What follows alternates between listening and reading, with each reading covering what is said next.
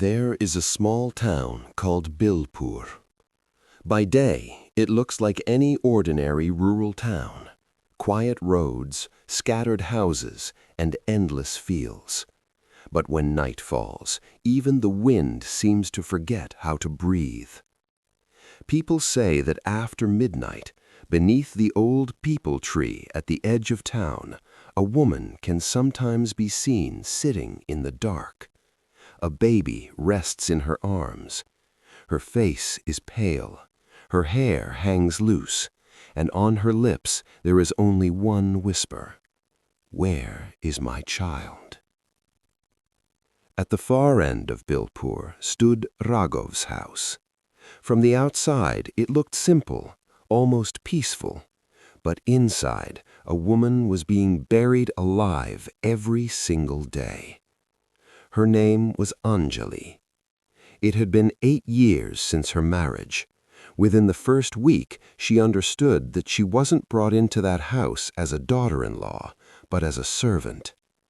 "What did your father even give you?" her mother-in-law would sneer. "2 utensils and an old cabinet?"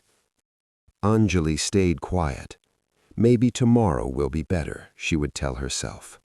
But every tomorrow was worse than the one before. Years passed. No child's laughter filled the house.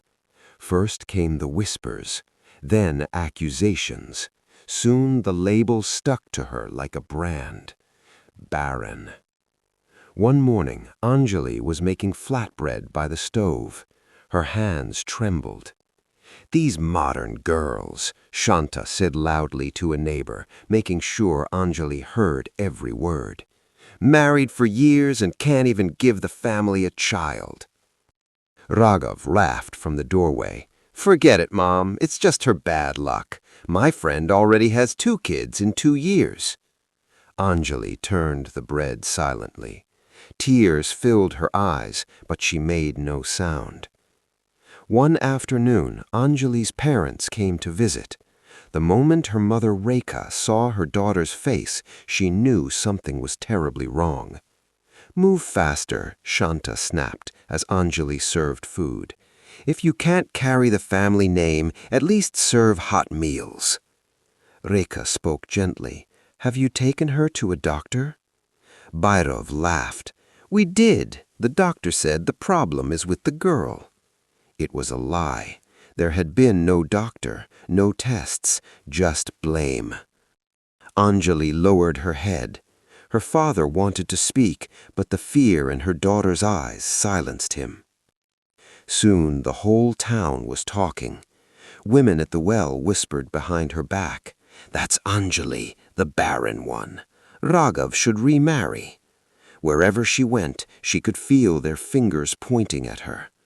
At night, she would sit alone, her hand resting on her stomach. "If I become a mother, will everything change?" She didn't know then that her womb was not empty, but before the truth came out, society had already poisoned her soul. For 5 years, Anjali endured every insult and every beating in silence, because she believed one thing: if I have a child, everything will be fixed. When Raghav came home drunk, he would shove her against the wall. "You're a woman. If you can't give me a child, you're useless." She never fought back. She only prayed. Then, one morning, after sudden nausea, she gathered her courage and went to a clinic. "Congratulations," the doctor said. "You're going to be a mother." For the first time in years, Anjali smiled at her reflection in the mirror. She placed her hand on her stomach and whispered, "There's someone inside me." She thought things would finally change, but she was wrong. "Good," Shanta said coldly when she heard the news. "Once the baby is born, we'll send her back to her parents. We just need the heir." "The child is ours," Bhairav added. "You're just the vessel." Her heart shattered. Pregnancy didn't lighten her workload. She continued scrubbing floors, carrying water, cooking meals, barely eating herself. Sometimes she survived on stale bread. Some nights she went to sleep hungry. Her body grew weaker, bones began to show under her skin, but inside her life was growing. At night she had nightmares of blood, of someone ripping her baby away. She would wake up clutching her belly, whispering, "My child, my child." One day the doctor warned her, "You're severely malnourished. If you don't eat properly, both you and the baby are at risk." She knew it didn't matter at home. That evening, exhausted from the clinic visit, she forgot to warm the food. Shanta screamed, "What is this? Cold food? Are we animals?" The plate was thrown to the ground, lentils spilled across the floor. Raghav stood up, his eyes red from alcohol. "You're doing this on purpose." The first slap knocked her back, then another, then kicks. She fell to the floor, curling around her stomach, protecting it with both arms.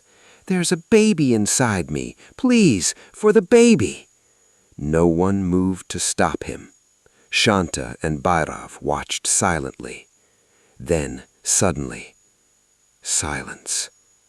Anjali stopped moving. She was dead. The room was still. "Good," Shanta muttered. "The problem is over. But we can't let anyone find out. No police, no scandal." That night, Raghav carried her lifeless body into the field behind the house. Her hands were still wrapped around her stomach, as if even in death she was protecting her child. He dug a shallow grave and buried her in the same clothes she died in. No prayers, no fire, just soil over a mother and her unborn child. They returned home, washed their hands, ate dinner, and went to sleep as if nothing had happened. 3 nights later, Shanta woke up to the sound of a baby crying. "Do you hear that?" she whispered. "There is no baby," Bhairav replied, but the crying continued. By morning, people in the town were whispering, "I saw a woman under the peepal tree last night. She was holding something, a baby maybe. She was crying." In Raghav's house, the nights became unbearable.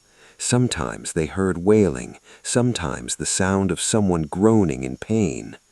One night, Bhairav saw her in the courtyard, Anjali, sitting there, rocking a baby in her arms. He blinked, and she was gone. Fear drove them into one room at night. Then came the final night. The door was locked. All 3 were inside. Suddenly, icy air filled the room. The windows rattled violently. They struggled to breathe. In the darkness, a figure appeared. Her hair floated as if under water. A pale face, a baby in her arms. "Where is my child?" she whispered. They tried to scream, but no sound came out. By morning, all 3 were found dead. The town was shaken. No one stepped outside at night anymore. A tantric priest was called. He examined the house and the field behind it. "The spirit is Anjali's," he said, after touching the soil. "She was buried here." Anjali's parents were summoned. Rekha collapsed when she heard the truth. To calm a mother who died pregnant, you must give her what she loved most. Her childhood doll, her favorite chocolates. They placed them near the grave. Then they dug up the body. This time she was given a proper funeral. Fire, prayers, farewell. Even today, if someone passes by the fields of Belpur after midnight, the air suddenly turns cold. They say in the silence of the soil, a shadow sometimes rises. A mother with a child in her arms, unfinished love in her eyes, and on her lips still the same question, "Where is my child?" Like this video, subscribe to the channel, and follow us for more amazing content.